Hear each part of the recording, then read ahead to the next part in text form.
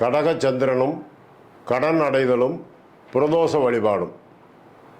மனிதன் பிறக்கும் போதும் அழுகின்றான், இறக்கும் போதும் அழுகின்றான். ஒரு நாளில் கவலை இல்லாமல் சிரிக்க மறந்தாய் மானிடனே. ஏனென்றால் கடன்பட்டார் நெஞ்சம் போல் கலங்கினான் இலங்கை வேந்தன் என்று சொன்னார்கள்.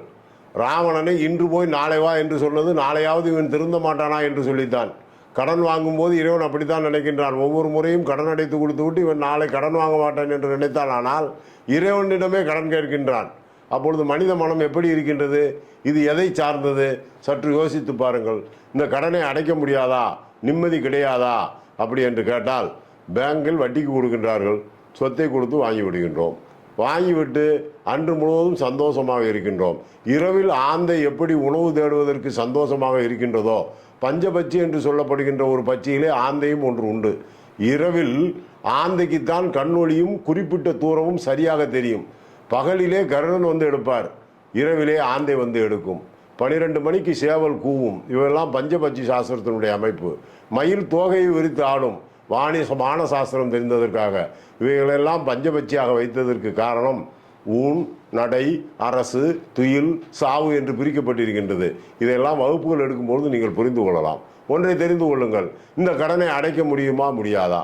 ஆழகால விஷம் உண்ட சிவபெருமான், ஆழகால விஷம் உண்ட சிவபெருமான் அவருடைய கழுத்திலே இருந்த அந்த விஷத்தை இறக்குவதற்கு திருநீலகண்ட மந்திரத்தை பயன்படுத்தியது போல் உங்களுக்கு ஒன்று சொல்லுகின்றேன். திரையோதசி திதி, அதாவது 13வது திதி, அங்கே பிரதோஷம் என்று நீங்கள் சொல்லுகின்றீர்கள். பிறந்த தோஷம், பிறக்க முன் உள்ள தோஷம், இனிமேல் பிறக்க போகும் தோஷம், இவை சேர்ந்ததே பிரதோஷம் என்று வந்தது. அந்த பிரதோஷத்திலே கண்டிப்பாக நீங்கள் நந்தி பகவானை வழிபாடு செய்து, அந்த நந்தி பகவானுக்கு அருகம்புல் மாலை சாற்றி நெய் தீபம் ஏற்றி வழிபாடு செய்து அவரை வழிபட்டு வந்தீர்களானால் 4 to 6 என்பது தினசரி பிரதோஷம். மனிதன் 13 நாட்களுக்கு ஒரு தான், 15 நாளுக்கு ஒரு தான் பிரதோஷம் வருதுன்னு நினைக்கக்கூடாது. தினமும் பிரதோஷம் இருக்குது 4 to 6 மணிக்கு.